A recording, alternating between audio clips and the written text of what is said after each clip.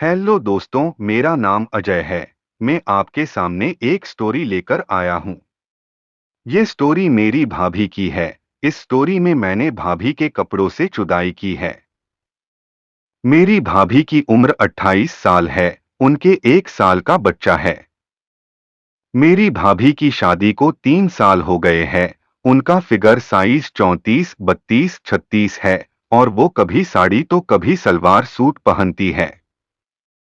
एक बार भैया भाभी किसी की सगाई में गए थे। मैं घर पर ही था क्योंकि मेरे एग्जाम थे। फिर मैं छत पर पढ़ने ऊपर गया तो मैंने देखा कि भाभी के कपड़े ऊपर सूख रहे हैं। फिर मैंने उनके ब्लाउज के नीचे से ब्रा निकाली और अपनी पेंट के अंदर अपने लंड पर डाल ली और अपना लंड मसलने लगा। उनकी ब्रा एकदम मुलायम थी।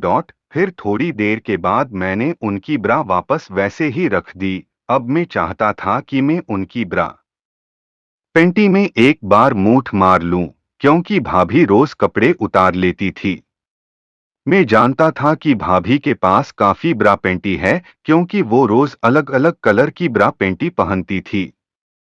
मैं चाहता था कि एक बार मैं भी उनकी ब्रा पेंटी पहन लूं और जी भरकर मूठ मार लूं।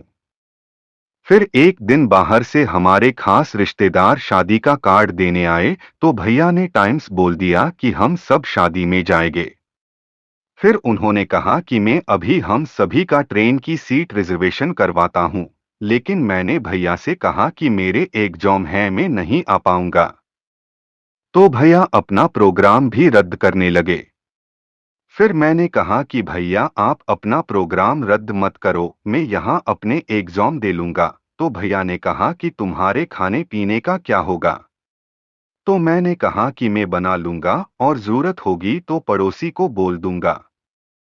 फिर भैया ने कहा कि ठीक है और भैया ने ट्रेन की टिकट बुक करवा दी। फिर भाभी भी अपनी तैयारी में लग गई। फिर मैंने सोचा कि भैया भाभी बाहर जाएंगे तो अलमारी लॉक करके जाएंगे।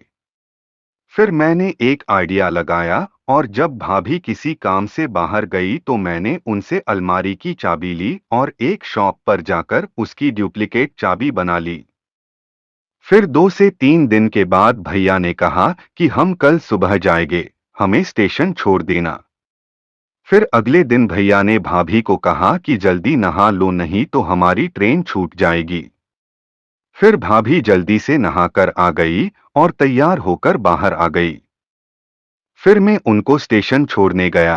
फिर थोड़ी देर के बाद ट्रेन चलने लगी तो भैया ने कहा कि तू अपना ध्यान रखना। फिर मैं वापस अपने घर आया और सीधा भैया के रूम में गया। उनके रूम में ही उनका बाथरूम था।